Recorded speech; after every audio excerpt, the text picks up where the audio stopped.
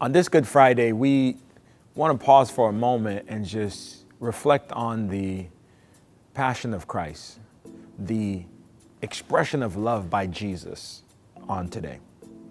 This week started off with him coming in a triumphal entry into Jerusalem, and the people shout and cheer Hosanna in preparation for a king they were hoping would establish the kingdom and remove oppression.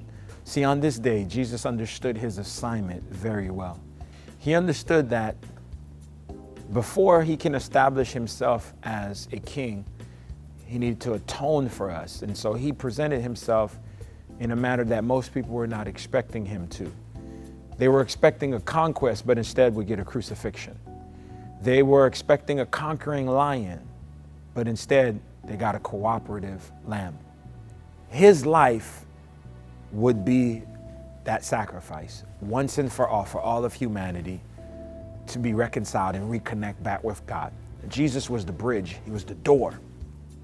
And on this day, three of the most powerful words that will resonate throughout history was said while he was on the cross, while he was bleeding out. And those words were, "It is finished." See, "it is finished" is just beyond just three simple words. What it means to us and how it resonates to us over 2,000 years later is when he says it is finished, that means every negative cycle that is in our lives has been broken.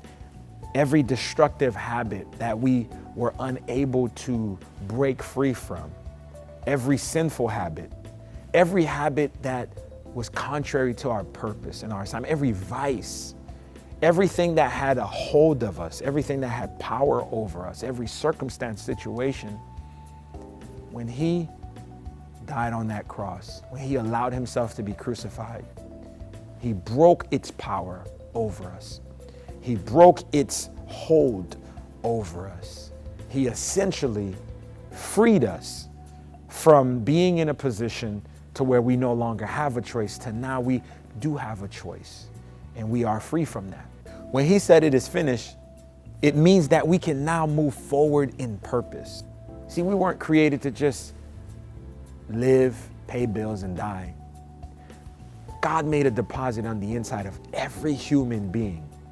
And when Jesus allowed himself to be crucified, he essentially was paying a price to salvage back the image of God.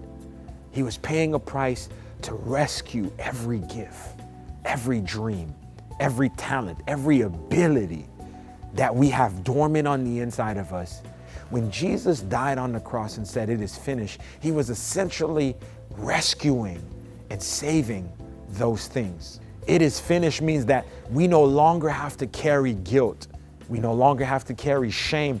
We no longer have to be burdened with disappointment. We no longer have to be prisoners of fear and circumstances. It is finished means that we now have a new identity. We now have a new experience in him. See, that price was paid today.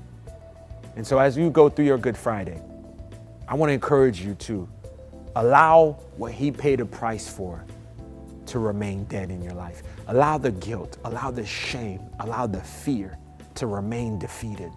Allow it to remain dead. Embrace the door and walk through the door that his blood just opened for you. And so a lot of people thought that this was it. He's crucified, he's dead, he's buried, but our story does not end there. Because in 3 days, something phenomenal happens. And we look forward to explaining that and exploring that truth with you.